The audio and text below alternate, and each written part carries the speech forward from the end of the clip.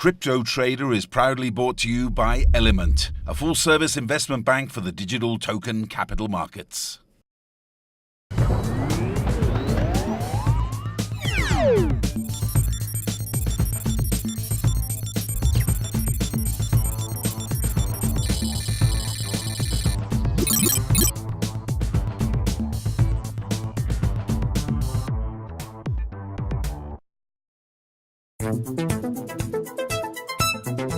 South Korea, home to just 50 million people, this country boasts one of the top economies in the world. In the crypto world, this hub in the heart of Asia accounts for 20% of the total crypto volume traded. South Koreans have always been early adopters of technology, and they see the blockchain as their version of the American dream, as the gateway of the young generation to future fortunes. Western media coverage of crypto from Korea is scarce, and given the language barrier, it's often inaccurate. We decided that if we're going to be the world's crypto show, we've got to bring you crypto from the heart of Korea. For the next 60 minutes, we're going to give you exclusive access to the traders, the whales, the hedge funds, the meetups, the nightlife, and of course the hottest new projects coming out of Korea. So stay tuned. Andrew, you've picked us up from the Seoul International Airport. You're our guide for the week. You're going to be taking us around Korea. What can we expect? There's a lot. I mean, there's a lot of activity in the Korean market currently. A lot of great ICOs, for example, Icon, Sentinel Protocol. There's old Kimchi Premium. In terms of just global Bitcoin trading volume, it's 40%. Are the people phased by regulation here? People were initially phased by regulation when back in 2017 in September, the government had banned ICOs. But over the last few months, we've seen things completely change. Currently, legislation is being drafted so that ICO is going to become legalized. And so you'll probably see that in the next few months. And I think it's going to be a huge catalyst for the next bull run going forward. So Andrew, I'm very excited to be here. What can I expect from the next 2 days? There's a lot of ICOs you can see. We've got great investors and traders you can also meet. Great, I can't wait. Awesome. The Korean blockchain scene is humming with activity. There are projects happening everywhere. But there seems to be one hub where all the big projects are coming out of. That hub is called Hashed, and I decided to take a closer look at what they're doing. Let's go.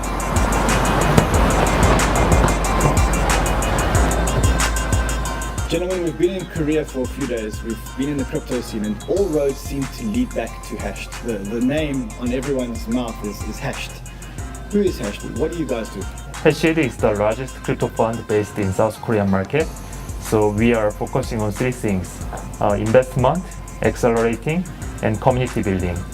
For investment, we have so far successfully invested in more than 40 projects from the globe, including EOS, Carbon Network, Omisego, and Ontology, and many others. Now you talk about being the biggest fund in South Korea. How big is the fund? Our AUM is about 250 million USD these days. $250 million. And when did you start the fund? When did you found the fund? About 1.5 years ago. So you started a fund a year and a half ago, Yeah. which is today valued at $250 million. Correct. When you started the fund, how much money was in the fund? It's about 600K USD at that time. Yes, and was it something that came out of Hashed? We accelerated Icon project, so we work together. So we get them funds from the globe, and we introduce them to the influencers in the world.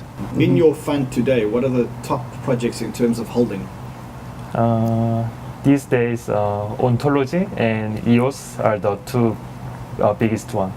Your investment thesis for 2018, or the projects that you're looking for in 2018, what kind of projects are you looking at?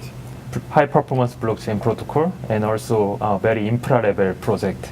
And also the other type is the reverse ICO from the big companies. So protocol levels, high performance blockchain levels, and reverse ICOs. Yeah. Now, for our viewers that don't know what a reverse ICO is, a reverse ICO is when there's an existing company which actually creates an ICO, and the term is a reverse ICO. Correct. Let's talk about high performance blockchains. So we know that EOS promises to be a high performance blockchain. We know that Cardano promises to be a high performance blockchain. Are there any other ones that you've invested in, or that you are investing in, that you believe are high performance blockchains, early stage high performance blockchains? ontology, ELF, Quark chain, Quark chain, yeah, Yes. and also icon. and also icon. ICON, yeah, which was one of our acceleration projects. Yes. Are there any specific projects that you're looking at today in 2018 and going, these are going to be the winners in 2018? Yeah, sure. So Sentinel protocol, Sentinel Protocol. yeah. What about Sentinel Protocol excites you? You know, blockchain is all about the safety and security, but you know, the outside of the blockchain is not very safe. So Sentinel protocol will help this problem. Yeah, we've spoken about Sentinel Protocol before, and it does seem like it forms an integral layer around the blockchain, Right. which makes the blockchain safer for the man in the street to use. Blockchain cannot be mainstream unless more tools like Sentinel Protocol are built to make it more Absolutely. user-friendly. Right. Yeah. Now I'm going to look at you. Your favorite project for 2018? It is the project. There's a project called Oasis. It's a high-performance blockchain project from the professor from UC Berkeley. If you were to summarize the crypto scene in Korea, is there anything to be worried about from a government point of view? So actually, we have been advising our government as well, and I believe our government is moving forward to supporting crypto space. So the government is becoming more Yeah, pro. definitely. So, gentlemen, Hashed has got a reputation for incubating and accelerating a whole host of blockchain projects. I think the most famous one is the Icon project, which was accelerated right here at Hashed. Tell me a little bit about the accelerator program. So we are helping now like 8 projects, and what we do is we basically helping them to like how to write white paper to get funds and how to build community. So like we do everything from A to Z so that they can build their products and services on blockchain successfully. So the accelerator program, the Hashed accelerator program, is very famous in Korea. People talk about it as being the best accelerator program out here. What's the secret sauce in the Hashed accelerator that makes it so successful? So actually, most of us have engineering background, so we can understand very well about their base technology, and also we can help the project a lot. So I'm going to go and take a look at all the companies in the accelerator. Gentlemen, thank you very much for your time. It's been a great insight to get to know the inner workings of Hashed and the secret sauce that has made you guys the biggest and most successful fund in Asia. Thank you very much. Thank you very much. Hey, Hi, nice to meet you. how you doing? Nice to Grant. meet you. Tell me a bit about your project. Sure. Our project is called the Carry Protocol, and it deals with some really interesting, valuable data, which is offline transaction data. So when you talk about offline transaction data, that sounds like the holy grail. It sounds like all the retail data that people want that doesn't happen online. That's true. Once we log off of Amazon or Google, like everyone wants to know where we go, what we buy, and how much we buy. How do you talk to me about the type of merchants that you have and the type of data that you've got? Sure. I mean, we're drinking coffee right now. Coffee is one of the biggest categories for us, but we also deal with F&B. And we also have a lot of retail shops as well. For example, Nike is one of our customers in Korea. And right now we do loyalty for about 10,000 real merchants and 15 million users in Korea. And we generate a lot of this data, this holy grail data that you just mentioned. We're all about giving the data back to the consumer who makes that data. And then if you choose to open this data, it goes onto our common blockchain where advertisers can target people, like people who just ate lunch. So I'm starting to Yeah. get it. If I own my own data, I can then sell my own data to an advertiser in return for some kind of token. Yes, so our token is a reward token, and every time you contribute your data to the network, and this network becomes more and more attractive and powerful for advertisers, you share in that upside. You continue to grow. So I own my own offline data. I can sell my own offline data in return for tokens, and the more the community grows, the more the value of the token. That's correct. That's amazing. Thank you so much. thank you. Nice to have you on the show. What are you working on? So we're working on Terra, which is a price stable cryptocurrency. A stablecoin. Correct. Do we need another stablecoin? We've reviewed all the stablecoins that have come out, and we told ourselves that, hey, there's one bucket that's vulnerable to speculation and another bucket that's vulnerable to regulation, and we wanted a decentralized coin that's free from both of those. What do you mean? So if you look at a stable coin like Tether, it's backed by real world assets. So there's $1 that's backing every tether that's issued. But that's quite a centralized way to solve this problem. Because you don't know where the tether are and whether it gets audited, etc. Correct. It's not on the blockchain. It's not transparent. The bank could get seized. There's custodian risk because there's a team that's managing hundreds of billions of dollars potentially down the road. And we feel like there had to be a more decentralized solution to this. Okay. What about the speculation side of it? Our theory is that the stability reserve needs to back completely the size of the economy that's in circulation. If I look at the relationship between Terra and Luna, it's almost like you've replaced Visa with Luna and dollars with Terra, right? Absolutely correct, yes. So the Terra becomes the dollar. Every time a transaction happens, a transaction fee goes to Visa. Yes. But in this case, Visa becomes the community coin. Right. And so the more spend that happens in Terra, the more the value of Luna. It's like consumers who spend in this ecosystem actually own a piece of Visa. That's right. Very, very correct. Absolutely correct. That's absolutely genius. So we're actually offering something called stability as a service. So not only do you have to use Terra, but we're going to offer stability to utility projects that are in the ecosystem. So we feel like, a lot of utility projects like Steam, Filecoin, they can all benefit from a stability in the ecosystem. And it's very tough for them to create the stability internally. And so if we can back them with our stability funds, and if they can pay a small transaction fee, we think it's going to be a win-win for everyone involved. I think I just got it. So you can apply this to any type of token. Correct. If any Yes. time a token is transacted, a percentage of the transaction fee goes into a Luna, Yes. then you can create a stable coin out of any token. Correct. Yes. And all the coins that are in the ecosystem are helping each other in the stability. That's going to be the smartest concept I've heard of in 2018. Wow. 2018 just got started. You should be really proud of what you guys are doing. Thank you very much. Hey, how you doing? How you doing, John? Tell us a bit about your project. Okay, well, it's called Contents Protocol. It's a personalized recommendation engine for contents. And basically, we gather user data preference and we recommend movies and TV series and comics and books that our users are most likely to consume. It's the recommendation engine accuracy is 26% higher than Netflix. So let me try and understand this. So what you're doing is you've got this engine, Right. which is powered by artificial intelligence, which recommends content to users. Exactly. And what you're saying is that your engine is much more accurate than any other engine because more people are watching more content due to your recommendation engine. Exactly.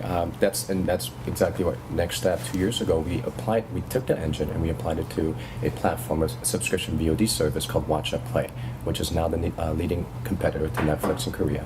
How many subscribers has Watch Your Play got? We got over 200,000 subscribers right now. Over 70% of the content that our users actually consume actually come from the contents that we recommend, and only 21% comes from a direct search. One number says it all actually, 18 hours plus, which is the amount of time that a user spends watching contents on our platform every month. And how does the blockchain solve this problem? Because I'm assuming that what you're going Right. to do is you're going to say that the token is used to incentivize the content manufacturer directly. Basically what we're trying to do, the main thing that the blockchain allows us to do is to minimize that platform fee, which used to range anywhere from 30 to 70%, back down to 10%.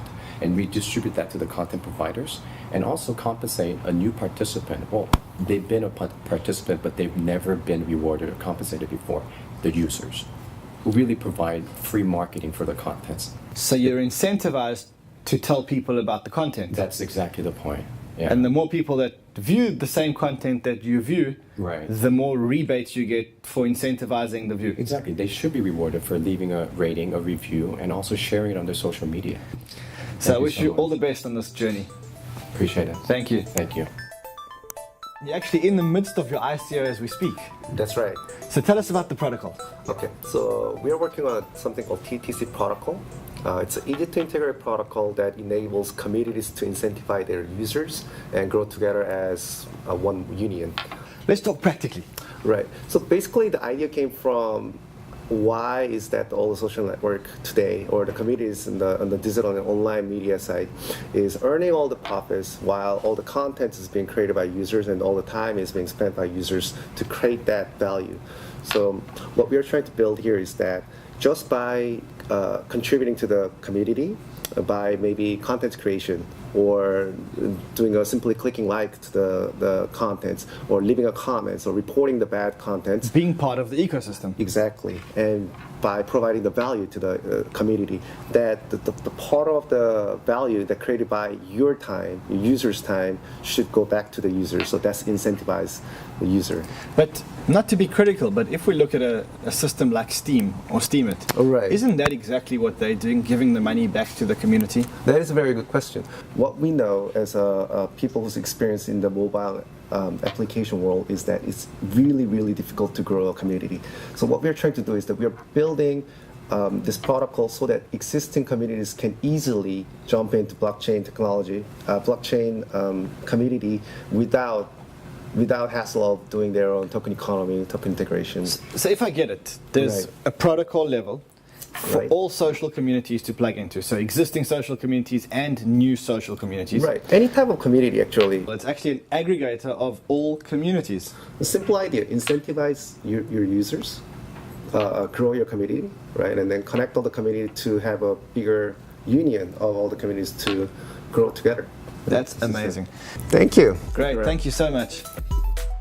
Hawan, you run a very exciting existing business, which you're now going into ICO. We call that the reverse ICO process. Sure. Existing business does an ICO. Let's talk about your existing business first. What is your existing business? Sure. It's called Huiso. It's mainly selling Korean beauty to China. We started this business back in 2014. And what we are doing at this stage is we have around 1,800 sales reps in China.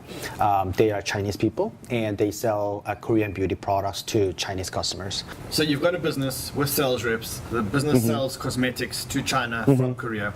You do this very successfully because you have good data and use the data to mine the product. Correct. What do you need the blockchain for? While doing this process sales business, we thought that, data can be used not only in the sales place. We can use this data when we make products. Also, we can use this data for advertisement platform. Also, we can also make much more efficient marketplace if we use these data. So that's why we came up with this blockchain idea, and this is how the Cosmo Chain project started. So Cosmo Chain is actually a chain where the user can upload a whole lot of their data regarding cosmetics onto the chain, and that data will be then bought by the brands. Correct. And by the advertisers. Sure. And they use this information. As they use this information, they reward the user with some kind of token, which is your token. Yes. So now you're in the middle of your token sale at the moment. How much money are you raising? 50,000 hard cap that we are targeting for, and 35,000 from institutional investors, and 15,000 from publics. We only have around 5,000 to 7,000 left at this stage. Thank you very much, and good luck with your project. Thanks so much. That's all we have time for from Hashed. Stay tuned for more stuff from Korea after the break. Crypto Trader is proudly brought to you by Element, a full-service investment bank for the digital token capital markets.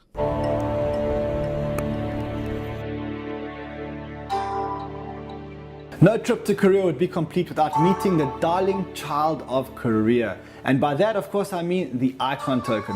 Icon must be the most prominent token to have come out of Korea. And with me, I have Hun, who's one of the co-founders of Icon. Hun, thank you very much. Thank you for coming on to Crypto Trader. I know it's a holiday here in Korea today, but you've agreed to join us, so thank you very much. Yeah, thank you. Thank you for visiting us. So Hun, when you started Icon, why did you start Icon? What were you thinking? Yeah, we started the Icon project in 2017, early 2017. We make our blockchain engine, and we do a lot of businesses in the enterprise area, like financial institutions and universities and hospitals and the insurance companies. So we start this project independently, but our clients want to link to another blockchain companies or another blockchain consortium to better to make better their own businesses, their own business blockchain communities. So you have your clients, and your clients are all built on different blockchains. Yeah, and what they were asking you was, how can we link, or how can we join the blockchains together? Yeah, right. And is that what started off Icon? Yeah, right. So what is Icon? On one side, we focus on the blockchain platform for the decentralized application, and the other side is we want to interlink interoperability in the blockchain to blockchain. Now, when you talk about interoperability, that sounds very similar to something that OneChain is doing, or Aeon is doing it. Is it the same type of principle? Actually, OneChain and Aeon and us make a alliance, Blockchain Interoperability Alliance, the BIA. We are talking about how to make a de facto standard in the blockchain interoperability alliance. So the Interoperability Alliance, as I currently understand it, is yourselves, Icon, Aeon, and OneChain, and you've formed the Interoperability Alliance. Yes, and you've done this to create a standard or a set standard for interoperability. Yeah, right. Why is interoperability so important? Every communities or every ecosystem is start their own blockchain communities, or so you've got existing blockchains. Every project is building it on its own blockchain, and developing its own communities. Yeah, own communities. Yeah. Right. So why do you want to connect them? In the end, they want to interlink to other blockchain communities or other services or other companies to make better their own blockchain communities or their own companies. So the inter-blockchain technology is really, really key. It's the bridge between between the blockchain communities. Now let's talk about Icon, the fundamentals of Icon. Yeah. Is Icon a fast blockchain? Can Icon transact at high speeds? For now, we support about over 1,000 transactions per second for our own blockchain platform. Are there any exciting projects that you can talk about that are being built on the Icon platform today? Yeah, Blue Whale is the exciting project on top of the Icon.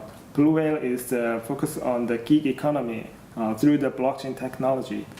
Okay, so Blue Whale is actually the first ICO that's happening off the Icon platform. Yes, right. I think we should go and take a look at the Blue Whale ICO. So we're here with the founder of Blue Whale, Will Lee, and he's launched the first ICO on the Icon network. Now, what does Blue Whale actually do? So basically what we do is we are making a decentralized ecosystem for freelancers and contractors and self-employed in order to solve the three main problems in gig and share economy industry. So basically there are three main problems. One is high commissions, and second one is excessive advertising costs. The last one is there is no implement benefit for freelancers and contractors. So you're talking about three real problems that freelancers and contractors have. You're talking about agencies that sit in the middle and take very high commissions. You're talking about a very high advertising cost. And you're talking about the fact that if you are a freelancer, you have got no benefits. Yeah, exactly. Yeah. How does Blue Whale solve this? So basically what we do is, basically we can decrease our commission down to almost zero because we can use through the blockchain technology.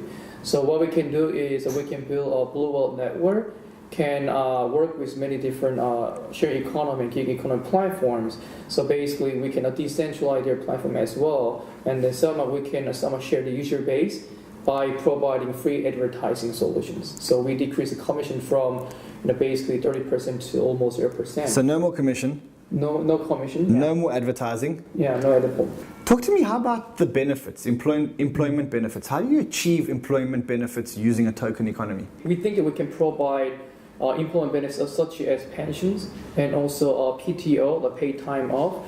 Like it's simply like if you get the tokens later, then we can give maybe premium like 1 or 2 years later. And also, if they want to use right away, they can use it as PTO, paid time off. When does your token sale close? We will close. We actually close our private and also pre-sales. We already successfully raised $21 million so far, and then we are going to start a public sale 23rd of May. But because we already have a lot of potential contributors, so we think that we can close quick, maybe right after we open. Look, it sounds very interesting. We know it's the first ICO on the Icon network. We wish you the best of luck, and we're going to keep watching how you do.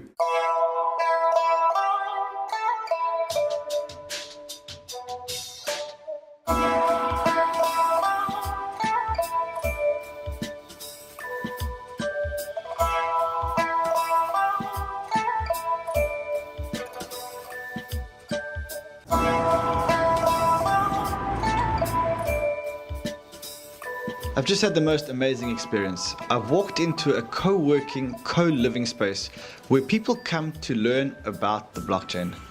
Guys, how does this model actually work? So we started a YouTube channel and started teaching people about matters regarding blockchain and what Bitcoin is, and then people kind of started wanting to live with us and study blockchain full time. So me and Sion, the co-founder of this whole place, just called Nonce, we kind of decided to rent out a whole apartment and then invite people invite whoever is interested in blockchain and want to study it. How would you define the state of blockchain in Korea? Is it mainstream? Is it thriving? Tell me about what it's like when you're out on the streets. In terms of speculation and people buying and selling, I will definitely see as mainstream. So there's recent statistics that say that people who are in the working class, working between ages of 20 and 30 to 40, about more than 60% of people are trading. When I'm in a coffee shop out here in the center of Seoul, I can always hear someone who's 40, 50, 60-year-old who's next to me, and they're always talking about the price of cryptocurrency either going up or down. And adding to that, the friends of my mom ask kind of me to what coins to buy and stuff. So everybody's trading cryptocurrency here? Basically, yes. What's the state of development of blockchain projects? I think a lot of the startups and big companies here are preparing a reverse ICO. Reverse ICO is really hot right now in Korea. And you define reverse ICO as a company that has an existing business that is going to do an ICO. Yeah, basically. 그렇게 되고 그다음에 제가 이제 미스터 블록체인을 맨 처음에 좀 취지가 뭐였냐면은 Are you guys as Koreans proud of the Icon project? Do you think it's a world-class project? The Icon, Terra, Metadium, there's a slew of projects, right, that people are well familiar with, or they will be familiar with in a couple of months. Mm-hmm. Well, so we know that Bitcoin has the whole crypto anarcho community, along with the libertarian community, and then the very hard cryptographers who form the base of the community. We know Ethereum has the younger developers, like what Young was saying, the web developers or different programmers who come from that area, and they form a very strong base. But unfortunately, projects from Korea haven't yet made a dent in attracting developers who might be outside of Korea. So I think even in terms of communication, that's not necessarily their strong suit. So you have very strong views about Korean projects. Let's talk about other projects outside of Korea. Which projects are you bullish on? I think we're very bullish on Ethereum because of what Xian just said, because it has strong community, and just a lot of the Bitcoin kind of derivatives are doing, Bitcoin private, Bitcoin Anonymous, Bitcoin private, right. Bitcoin gold, Bitcoin diamond. Yeah, so I think more is we're seeing it's more about community than technology per se. And I also want to say buy some tokens of the project that is very good at community building. Yeah. One of the good examples is Loop Network. Yeah. Technology, just to make this clear, being good at technology, that's a necessary condition. But community is what makes it pop. So technology is an entry ticket. Oh yeah, of course. That's the entry ticket to the game. Mm-hmm. But being able to build a community is what makes a token successful. Yeah, and we could list off so many examples of this. You have Lisk they're trying to bootstrap the JavaScript community, right? So look at how these people are all bootstrapping communities onto their existing technology. 이런 것들 자체가 이게 기존에 내가 하지 못했던 어플리케이션들을 내가 만들 수 있다는 것 자체가. I'm going to put you on the spot here and ask you guys for 1 or 2 more tokens each that you guys are bullish on, and the reason. I really do like something called the Republic Protocol. Republic Protocol is doing the make a decentralized pool where people can just like do the block deal without knowing actually the underlying transaction. So I think it's just like much needed solution right now. So Republic Protocol, yes. I'm looking at you. You know, if there's a token that's not gonna go down anytime soon, it's probably all the exchange tokens. And this is a cheap way out, but like Binance is not gonna go down anytime soon. KuCoin, Binance. Yeah, but you have to also look at the size of the exchange itself. The general market sentiment in Korea today, what's it like? So Korea doesn't really have an American dream. People don't really dream too much. So there's a lot of people who want to get rich and who don't really see a future in any other traditional assets. So what they're doing is they're pumping their money into cryptocurrency in order that they might have a chance at getting a better future and becoming rich. The Korean dream is the cryptocurrency dream. So that's the Korean equivalent of the American dream. Right now, that's exactly how it seems like.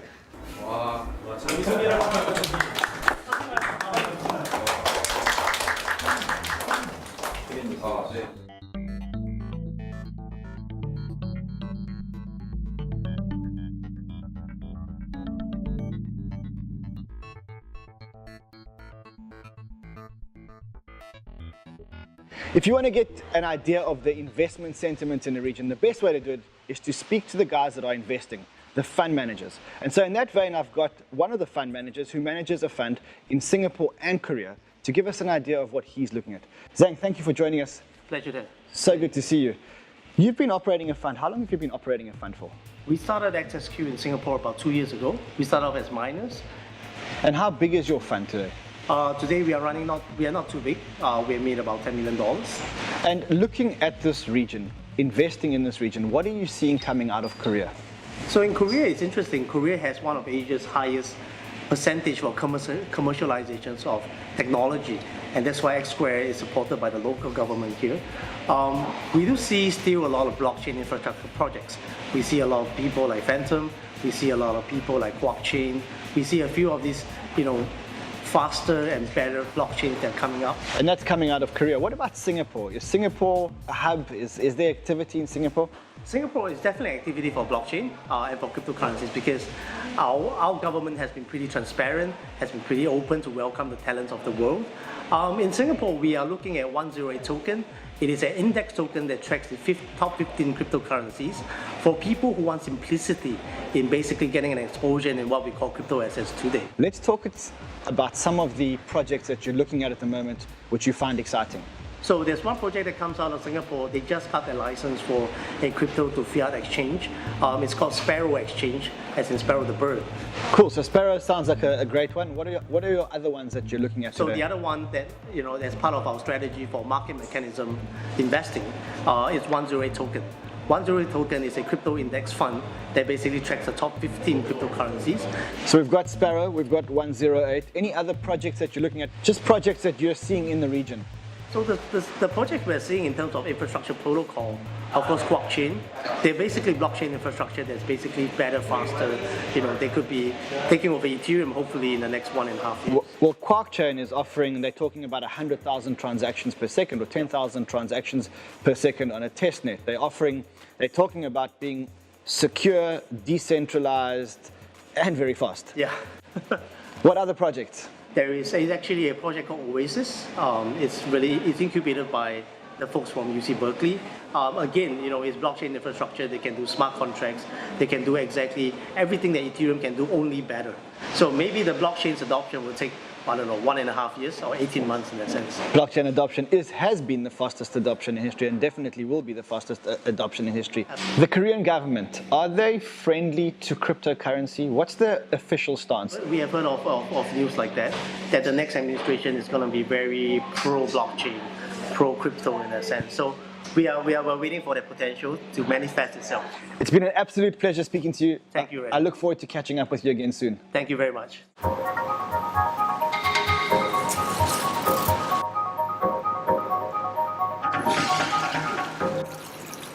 If we listen to the advice that we've been getting from all the fund managers and the serious investors, what they're talking about is talking about investing in the protocol layer of the blockchain or the base layer of the blockchain. But there's several protocol layers, and these protocol layers power the applications that will then work on top of them. So for example, if you think of Civic is an identity app or an app that verifies identity. It needs a protocol layer which is specific to identity. And in that case, we've met a company in Korea called Metadium. And Metadium are a protocol for the identity layer. Explain to us how it works, Richard. Okay, Metadium blockchain was regarded as trustless. However, due to regulation, we need trust on blockchain. The powered by blockchain, Metadium is an identity protocol, a layer of the internet, providing trustless trust in digital world. Okay, 미팅합시다. So it's trustless trust. Now, that's quite a good term, because if you think about it, the blockchain means that everyone is anonymous, but we need to trust each other. How do you achieve trustless trust? Okay, like society, offline, online world need to have many the identity solution. For user can use Metadium easily. They don't have to care about the two-factor authentication solution, and user can reduce their effort to manage private key. User don't need to over-provide the information anymore. So user have the right to manage their own private information. If I understand correctly, what you're saying is that Metadium is actually the store of a user's identity. So in other words, if I'm drinking at a bar, for example, I need to prove to them that I'm over 21 years old. I don't need to tell them anything else about my name or my address. And so what you're saying is that Metadium is the layer which stores a user's identity, but then only gives the request of information just the right amount of information that they need to maintain security. Yes, that's correct. So through Metadium, you can select only the necessary information you need to provide. Which is verified, of course, by the blockchain. Yes. Now, you guys did a token sale recently. Tell us about your token sale. I heard that it sold out very quickly. Within 2 days, the 35 million commit finished. Richard, if I understand correctly, Metadium is the protocol level for the identification verification. And the actual banks or users won't plug directly into Metadium, but we can expect a lot of dApps or a lot of identity verification apps to be built on top of your platform. Is that right? Yes. Yeah, we provide the protocol and API and SDK to make the dApp on our platform. Great. And when is the token generation event? We are targeting testnet will be open in third quarter of this year 2018, and beta service we're targeting to provide end of this year. That's www.metadium.com. I've got a feeling that when this one hits exchanges, it's going to go to the moon.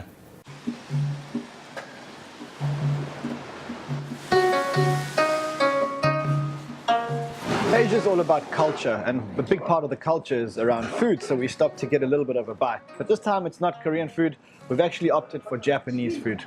Speaking of culture, let's talk about the trading culture here in Korea. It seems like a Korean culture is about trading. They like the ups and they like the downs, and everywhere we go, sitting at restaurants, people are talking about Bitcoin and Ethereum. Oh, yeah, definitely. Yeah. So more color around that. When you think about just how Koreans make money, just after going to the best universities in Korea, they strive to work for the best companies here, obviously. And those will be like the LG Electronics, they'll be like the Samsungs. But when you look at the pay they offer for a year when you first graduate college, it's as low as $25,000. And even if you worked there for a few years, it's still going to be the same. So really, when you think about how to make money beyond just like working these full-time jobs, working 12 hours a day, there really isn't as much. Before, it was about traditional equity, investing into stocks and bonds. And so people are flocking to Bitcoin now because the returns are tremendous, obviously, right? And so, is crypto a young thing, or are the older people getting into crypto too? It seems to me that everyone's in crypto. Oh yeah, that's one of the amazing things about crypto. When you go to the conferences, and I've been to many here in Korea, massive conferences, you see people as young as high school students to people as old as senior citizens. And for the younger people, probably about 20-25% are invested in crypto, or at least know something about it. Whereas like people that are 50, 60 years old, I'd say about 10-11% are invested in and know about crypto. So do you think that Korea has the biggest cryptocurrency trading penetration percentage in the world? Yes, I definitely think so. And the number of exchanges, does Korea have enough exchanges to handle all of this? Without question. I think we need to go and take a closer look at some of the exchanges here in Korea. Yeah, you got it. I'll definitely take you guys on a tour. We'll see one of those exchanges. Great, let's go. Awesome.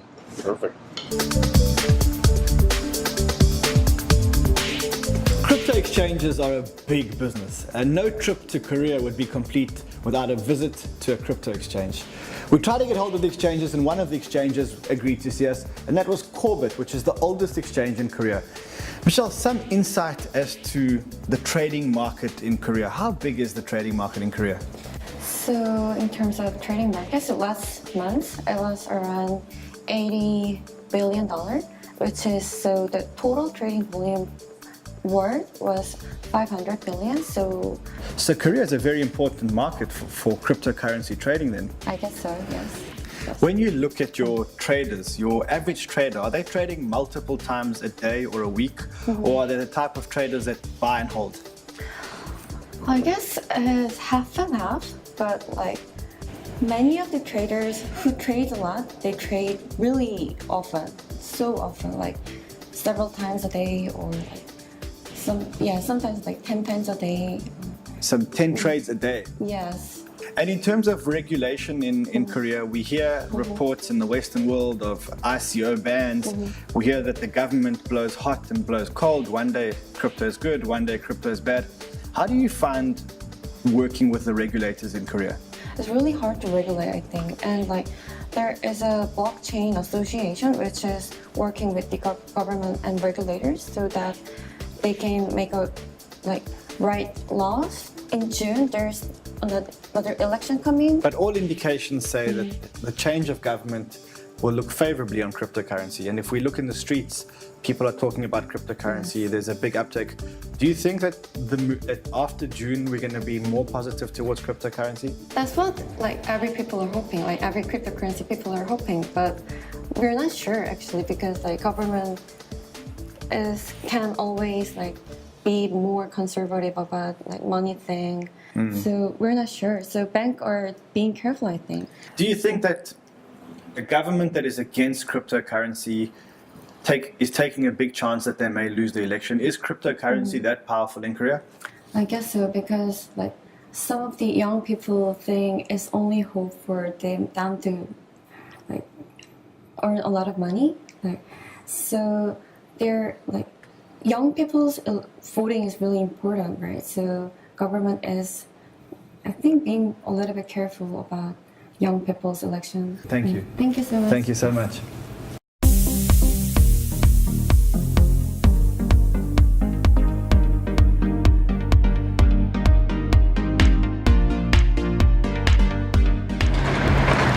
So we've seen Seoul by day and the crypto scene is humming. Everyone's talking about crypto. People are buying crypto. People are getting involved in ICOs.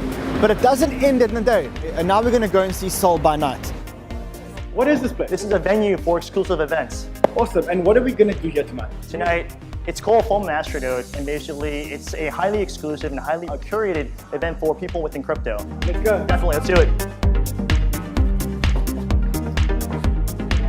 So welcome. Yeah, let's do it. Let's go. All they serve is, Johnny Walker Blue Label, and cheers. Thank you for coming. Yeah, awesome. You got it. Cheers, guys. So what we've got here basically great ICOs, a lot of great investors, exchanges, the media, and over here we have one of the co-founders of Phantom. So that takes me to Phantom. We get a lot of requests on our show to feature ICOs, and Phantom is one of the names that keeps coming up. What is Phantom? What are you guys planning to achieve? Phantom is the next generation of blockchain technology. What brings you to Korea? I'm here in Korea for FOMO Masternode. Really excited to be here, the inaugural event for FOMO. What are your impressions of the crypto scene in Korea?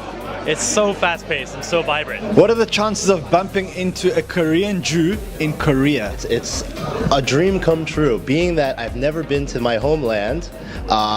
And this is all possible because of Bitcoin and crypto. And what are your favorite alts? My favorite alts would be Icon, and now they're starting to have some really hype ICOs coming out. It's like Bizant is crazy hype right now. I'm trying to find a way to get into it. Blue Whale, Sentinel Protocol. You've doubled your money on one chain. Oh yes, I absolutely did. Every time we have you on our show and you talk about projects, they fly. What's the next icon? That's hard to say. I mean, like, people say the next icon is Phantom. The architecture that we're using, which is DAG, there's no blocks involved, so it's really not a blockchain. When you talk about a DAG, what's a DAG or DAG? Yeah, a DAG stands for Directed Acyclic Graph.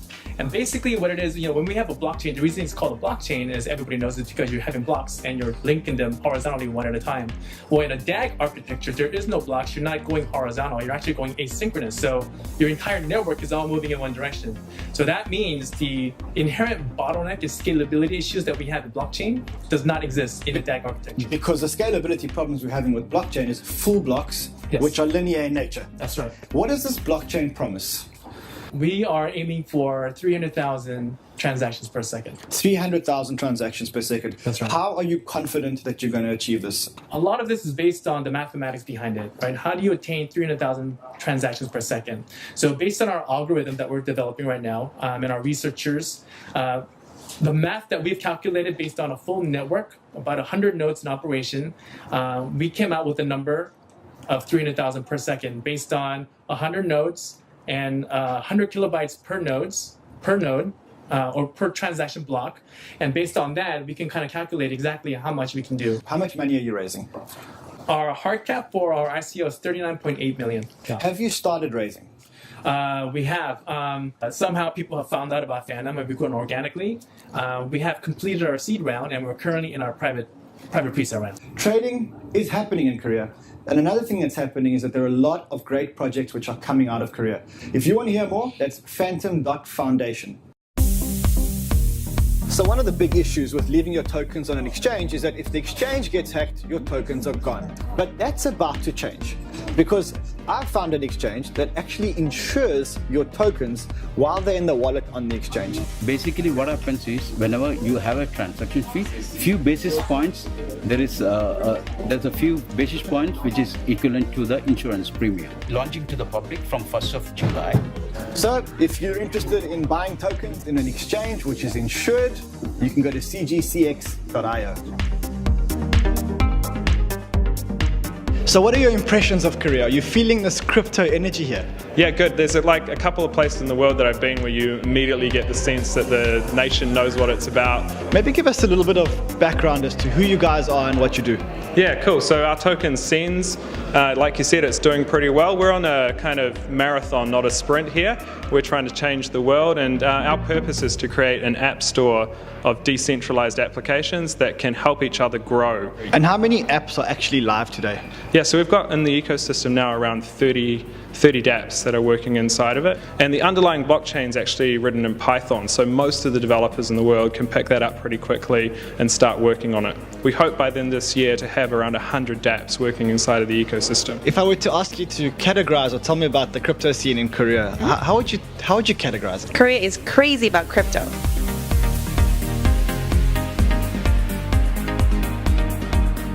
We're on the way to the airport after a whirlwind tour of crypto Korea. I'm sure you'll agree after seeing what we've seen in the last couple of days that the Asian crypto scene cannot be ignored, and that in the West we don't get good coverage as to the extent of the magnitude of the scene.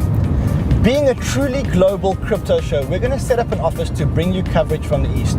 Stories from Korea, Japan, Singapore, and the entire region.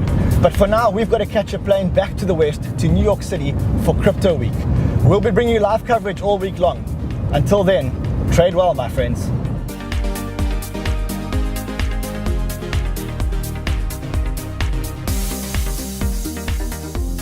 Crypto Trader is proudly brought to you by Element, a full-service investment bank for the digital token capital markets.